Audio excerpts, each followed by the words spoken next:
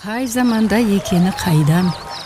Әйтеуір қазіргі күні топырақ үйіндісіне айналған күйік деген қалада бір кемпір мен шалдың Дауа есімді көркем мінезді ұлы болыпты.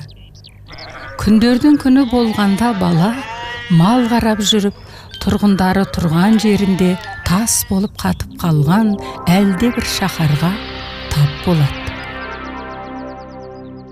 Бұрындары өзі көрмеген мұндай қызыққа таң тамаша болған ол, қала көшелерін аралай бір заматта хан сарайына қалай жеткенін өзі де байқамай қалады.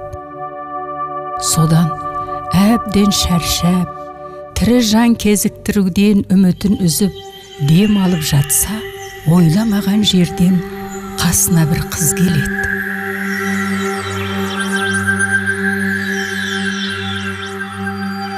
Жөн сұрасқаннан кейін ол өзінің патша қыз екенін, бұл қаланың тұрғындары өтірік айту, ұрлық, маскүнемдік, ата-анасына құрметсіздік деген күнәлардан көз ашпайтын азғын қоғамға айналғандықтан, Аллахтың жазасы келіп, тас болып қатып қалғандығы жайлы айтады. Бірақ иманы кәміл адам 3 түн ұйықтамай отырып дұға қылса, мына халықтың барлығы тірілетінін және өзінің ол адамға тиюге дайын екенін айтады. Сол жерде екеуі уағдаласады. Дауа дұға оқуға кіріскенде, оның жанына көп жын жиналып отпен де, басқа да нәрселермен де қорқытып, тоқтатпақшы болады. Бірақ ол қаймықпай, жындар із қайым болғанша дұғасын үзбейді.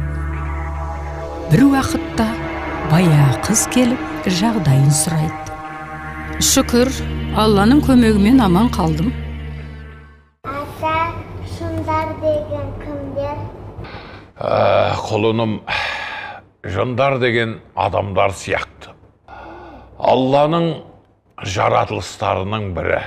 Бірақ Раббымыз адамдарды топырақтан, ал жындарды түтінсіз оттан жаратқан. Ата, олар Дауаны қорқытқандай, бізді де қорқытама, біз олардан қорқу керекпіз ба? Жоқ қарағым, мұсылман адам тек Алладан қорқу тиіс. Алладан басқа ешкімнен қорқпа, балапаным. Келесі түн болғанда Дауа тағы да дұға оқуға кіріскенде, жындар алдыңғыдан да артық қарекет жасап қорқытпақшы болады. Бірақ ол тағы да қорықпай, таң атып, жұлдыз жоғалғанша дұға оқуын тоқтатпайды. Бұл жағдай 3-ші түнде де қаз қалпында қайталанады. Жігіт бәрібір дұғасын үзбейді. Азанда қыз оның дін аман екенін көріп, уәде, бірақ бүгін халық тірілгенде, әкем сені көріп басыңды алуға әмір беруі мүмкін. Сондықтан қабырғаға Дауаның дұғасы қабыл болды деп жазып қоялық. Қыз осы сөзді айтып болысымен ақ, мелшиіп қатып қалған халыққа бірте жан бітіп орындарынан қозғала бастайды. Бір уақытта патшаның өзі де тіріліп, қызымен қауышқаннан кейін қабырғадағы жазудың мәнісі сұрайды. Ол баланы тасалап тұрған жерінен шығарып, 3 түн оқыған дұғасы қабыл болып, сіздердің тірілулеріңізге себепші болған осы жігіт. Дұға мүминнің қаруы, діннің тірегі, аспан мен жердің нұры деген сөз бекерге айтылмаған болар.